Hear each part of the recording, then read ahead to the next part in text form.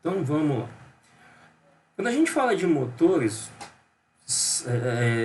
a gente, né, nós vamos trabalhar em acionamentos basicamente com motores de indução, mas a gente tem motores de corrente contínua, a gente tem motores de passo, a gente tem servomotores, a gente tem máquinas síncronas, tem uma infinidade de motores aí.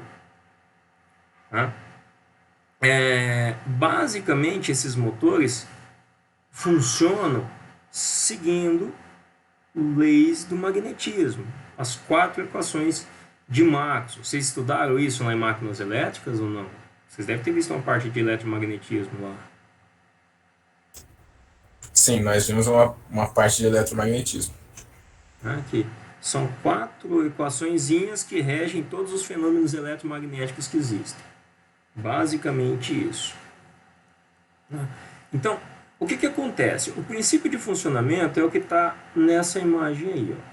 Se a gente tiver um condutor carregado em movimento em um campo magnético, vai surgir uma força de interação entre eles. É daí que parte o princípio de funcionamento dos motores. Tá chegando cedo, hein, Alexandre? Você tá bom, cara?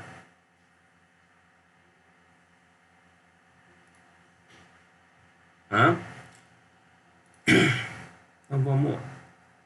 Então, se a gente for pegar uma máquina rotativa qualquer, esse é o princípio de funcionamento. Aqui está ilustrado um motorzinho CC, tá? Em que a gente tem aqui então um ímã, né? Então um campo magnético. A gente tem a bateria alimentando uma bobina. Então observa que aqui a gente tem a circulação de corrente. E na interação desse campo magnético com a corrente é que surge a força magnética que vai provocar o movimento. No motor de corrente contínua, a gente precisa do que é chamado de comutador para poder fazer a inversão, né, do sentido da corrente elétrica. Vocês se lembram disso? Porque se a gente mantiver isso aqui ligado direto, o motor a bobina vai ficar fazendo isso aqui, ó, um lado para o outro, um lado para o outro. Então, o papel do comutador é, a hora que ele está no movimento, ele muda lá a posição e a corrente passa a circular do lado contrário. Por quê? A força está agindo aqui, ó. Então, a hora que ela está fazendo o movimento, essa força, ó, como depende da posição, ela vai tender a ir para o outro lado. A hora que a gente faz a inversão da corrente, essa força permanece para lá. Tá? Então, por isso, a necessidade desse comutador aqui. E aí mantém o movimento rotativo. Em máquinas de indução, a gente não tem isso. Tá? Porque o princípio de funcionamento é um pouquinho diferente. Vamos lá, então só para ter uma ideia, isso aí é uma divisão básica de motores elétricos existentes. Tá? Então eles se dividem aí entre motor de corrente alternada e corrente contínua. Tem um tipo de motor que é chamado universal, que ele pode ser alimentado tanto em corrente contínua quanto em corrente alternada. Tá? Motores de corrente contínua se diferenciam pela forma de excitação do motor. Eles podem ser motores de ímãs permanentes ou ter enrolamentos de campo série, paralelo ou composto. O composto é quando você tem um enrolamento de campo em série e em paralelo. E aí pode ser um composto curto, né, com derivação curta ou com derivação longa, dependendo da forma como esses enrolamentos de campo são posicionados. Tá? Em motores de corrente alternada, a gente tem lá motores síncronos, tá? Que são motores que eles vão girar a mesma velocidade da frequência de alimentação. E aí vale aquela relação 120 vezes frequência dividido pelo número de polos. Tá? Um motor síncrono, se ele é um motor de 4 polos, alimentado numa rede de 60 Hz, ele vai girar a 1800 RPM. O nome síncrono é justamente por isso, porque ele está em sincronismo com a rede de alimentação. Em geral, máquinas síncronas são utilizadas como geradores. Né? Então, os geradores que tem nas usinas hidrelétricas, eles são basicamente as máquinas síncronas. Por quê? Aí, controlando a rotação dessa máquina, a potência gerada vai sair na mesma frequência de rotação da máquina. Então, a hora que na usina se coloca o gerador para girar e ele atinge a velocidade então de 60 Hz, né, a energia que ele produz vai estar em 60 Hz. Okay? É por isso que lá em Itaipu parte gera em 50 e parte gera em 60 Hz. Bom, e outro tipo de motor de corrente alternada que a gente tem é o motor de indução, que é o que nós vamos trabalhar aqui. Né? Então, se for um motor de indução monofásico, ele pode ser um motor de rotor bobinado ou um motor de gaiola de esquilo. Tá? Um motor trifásico também, ele pode ser de rotor bobinado ou gaiola de esquilo. A diferença é que no motor monofásico, ele não tem a capacidade de partir sozinho. Ele precisa de um dispositivo para auxiliar na partida. Se a gente não tiver esse dispositivo e ligar o motor monofásico, ele fica roncando, parado lá. E aí, se você vai dar um empurrão no eixo dele, começa o movimento, aí ele vai embora. Mas ele precisa de um dispositivo para poder auxiliá-lo na partida. Um motor de indução trifásico, não. Tá?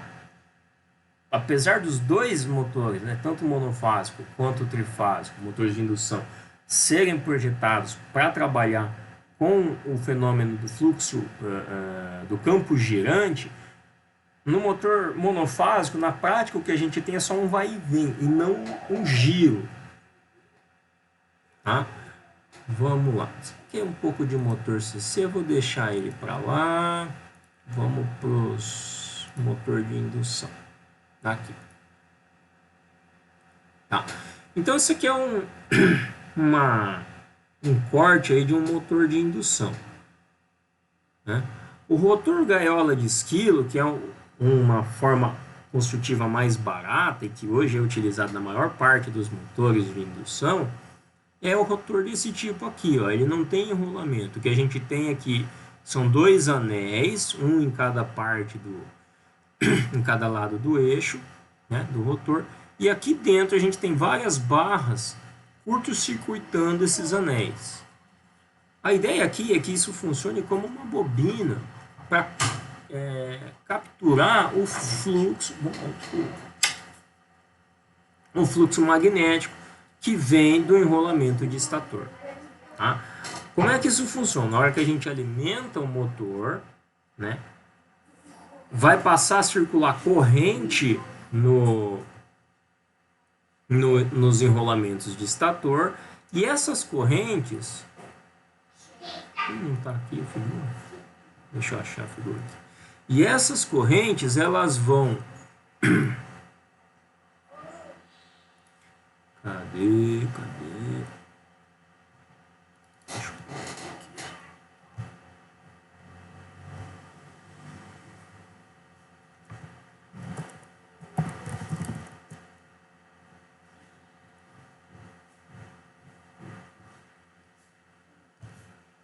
Cadê o campo girante?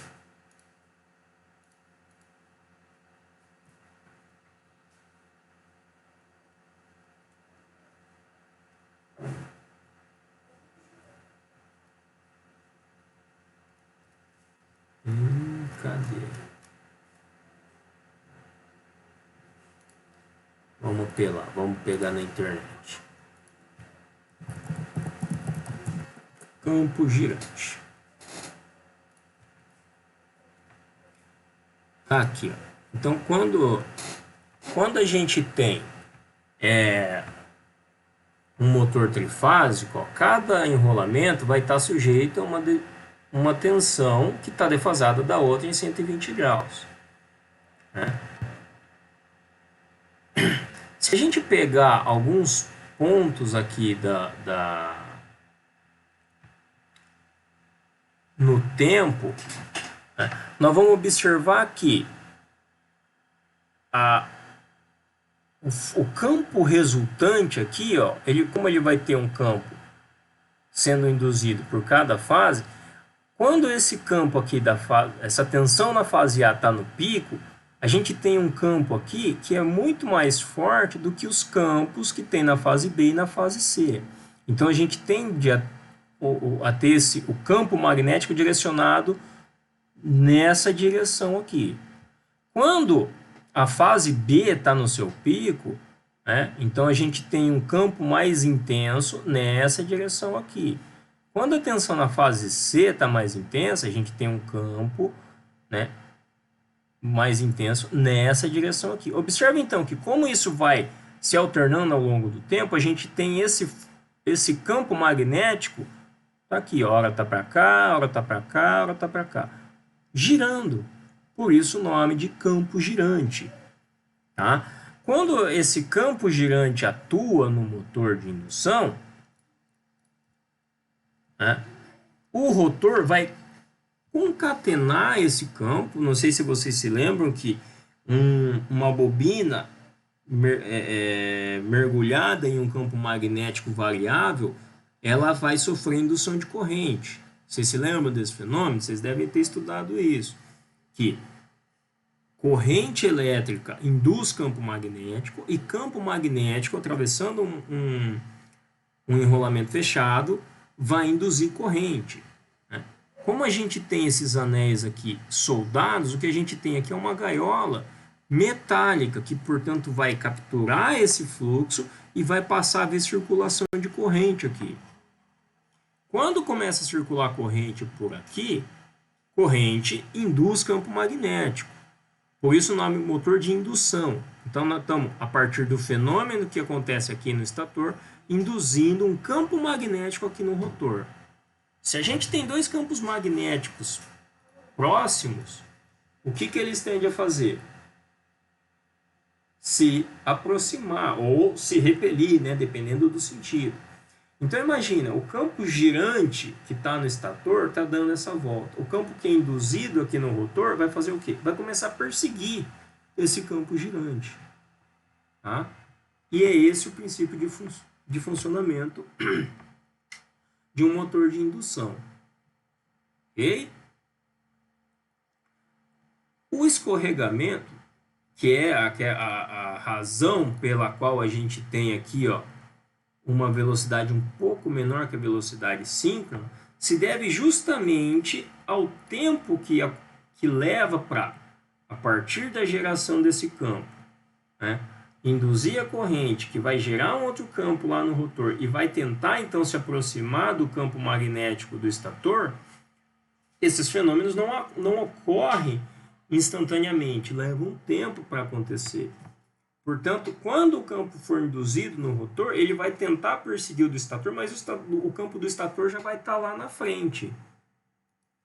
Então, o campo do estator está aqui, está indo aqui, aí que vem o campo do rotor. Então, ele vai estar sempre atrasado em relação ao estator. Por isso, essa redução na velocidade, que é o que a gente chama de escorregamento. Ok? No motor monofásico, a gente não tem esse fenômeno do campo girante. Por quê? Os enrolamentos estão alimentados pela mesma fase. Então, o campo, né, que está aqui, deixa eu ver se tem aqui. Então, o que a gente teria? O campo ficaria fazendo esse movimento aqui, ó. Supondo, né, que a gente só tem esse enrolamento aqui embaixo e esse aqui em cima. O campo magnético ficaria fazendo só esse movimento aqui, ó. Para cima e para baixo, para cima e para baixo. Olha lá, tá vendo? Aqui, ó, esse aqui é movimento, ó, para mostrar, olha lá, o movimento do campo magnético e o movimento do eixo do motor tentando perseguir esse campo girante. Tá? Então, esse é o princípio de funcionamento do motor de indução. Ok? Vamos lá.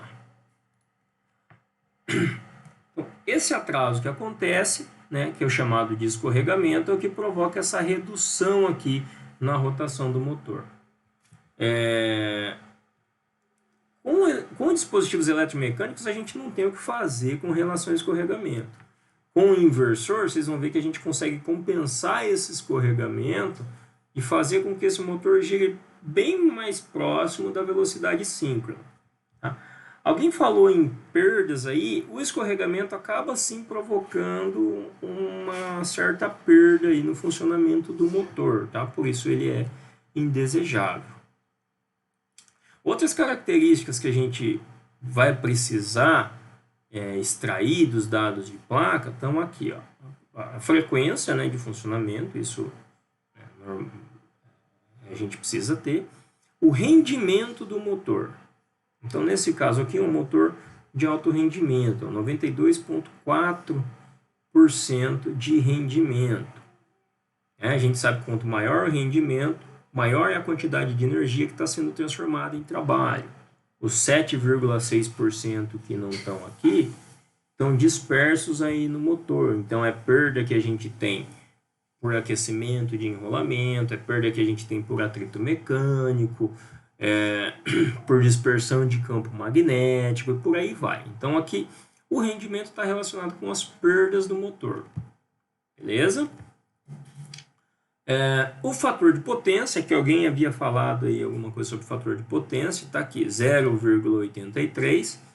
Né? O fator de potência representa a relação que a gente tem entre a potência ativa do motor e a potência aparente, ou seja, o quanto da potência que ele consome que realmente vai ser transformada em trabalho. Tá?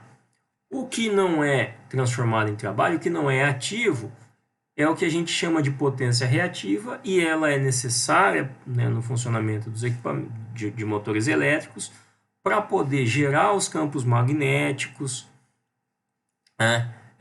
para poder fazer todo o fenômeno de indução, que a gente, para ter esse fenômeno de indução, para ter o funcionamento do motor de indução, nós precisamos de indutores. E vocês se lembram lá, né, que são as bobinas, vocês se lembram lá de circuitos elétricos, que indutor aparece aqui no nosso circuito como X, né, é reatância, vai provocar então um atraso na corrente.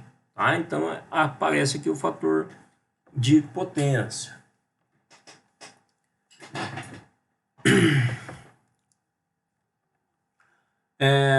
Outra relação importante que a gente tem que considerar aqui é essa relação aqui, ó, que ele chama de IP por IN.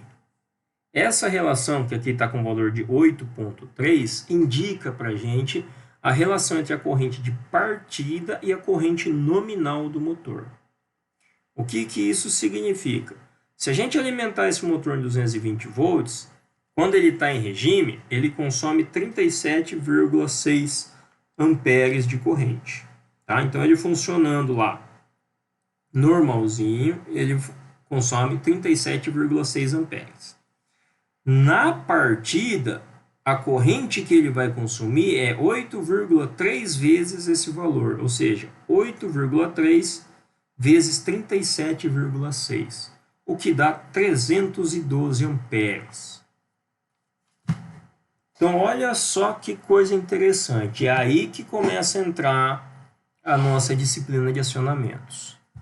Na partida do motor, a corrente que ele consome é elevadíssima. Então, a gente sai de 37 para 300 e poucos amperes.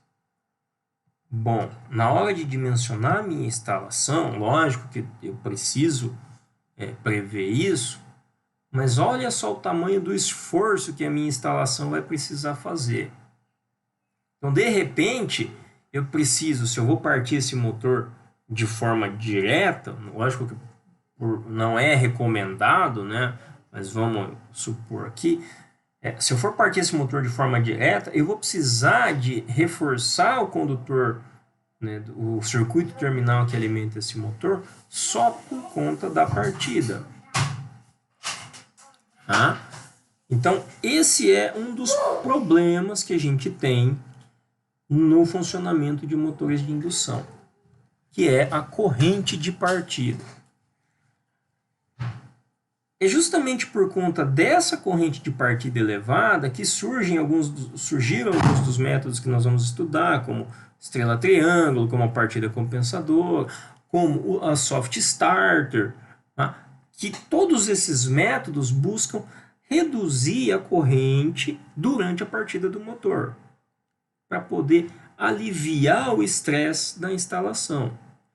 Por norma,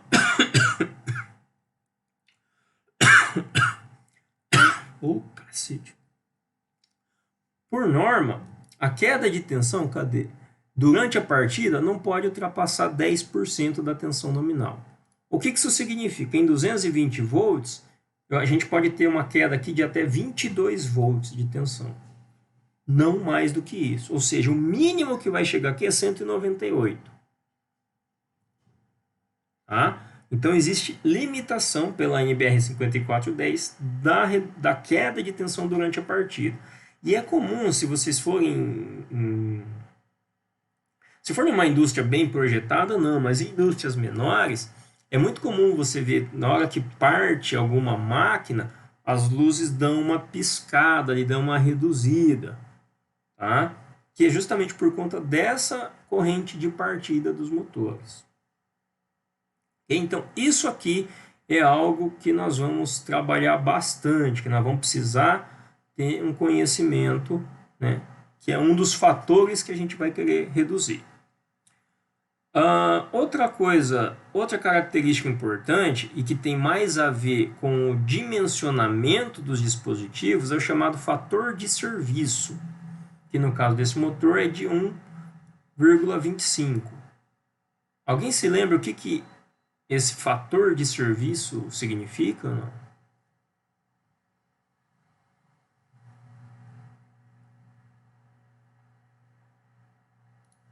Não. Não. Então, tudo que eu pergunto, vocês respondem não. Tá? Fator de serviço significa que a potência que esse motor consegue trabalhar além da potência nominal na condição normal de funcionamento dele. Então, esse motor aqui, ele consegue operar com até 25% da sua potência nominal. Tá? Lógico que não é para fazer isso com o motor, tipo, eu preciso de um motor de sei lá, 12 CV.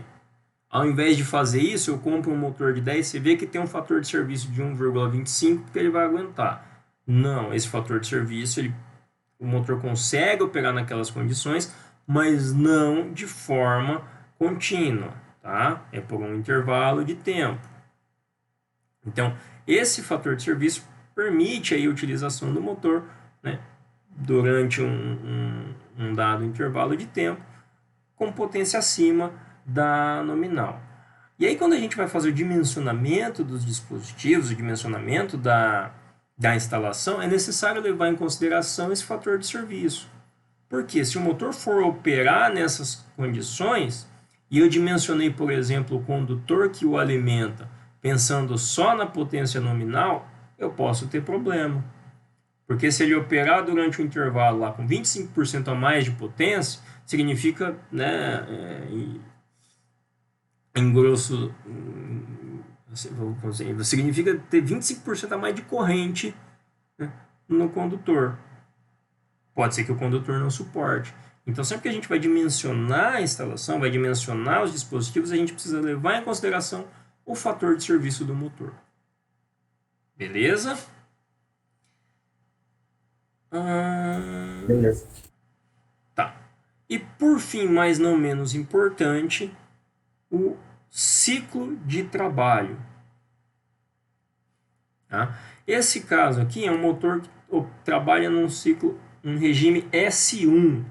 É um regime normal, é um regime que a gente liga o motor e deixa ele funcionando. Tá?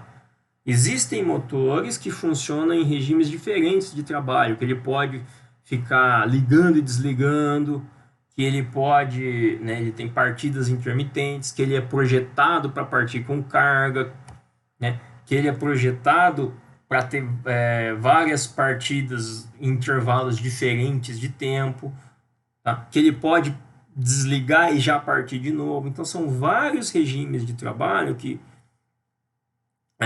um motor pode ser construído para operar. né? Mas cada motor construído para operar em um único regime de trabalho, tá? Então, se a gente pega um motor desse aqui, S1, eu não posso utilizar, por exemplo, esse motor num torno. O torno, se você já tiver a aula lá de usinagem, ele fica liga, desliga, inverte, né? Então ele está rodando para um lado, de repente você inverte ele para o outro. Se for um motor desse construído para esse regime de trabalho S1, esquece, ele não serve. Então a gente tem motores construídos especificamente para esse tipo de regime de funcionamento. Tá? Então isso aqui é muito importante observar na hora de especificar um motor, né, e na hora de fazer o acionamento dele. Ok? Tranquilo até aqui, não? Tranquilo. Moleza.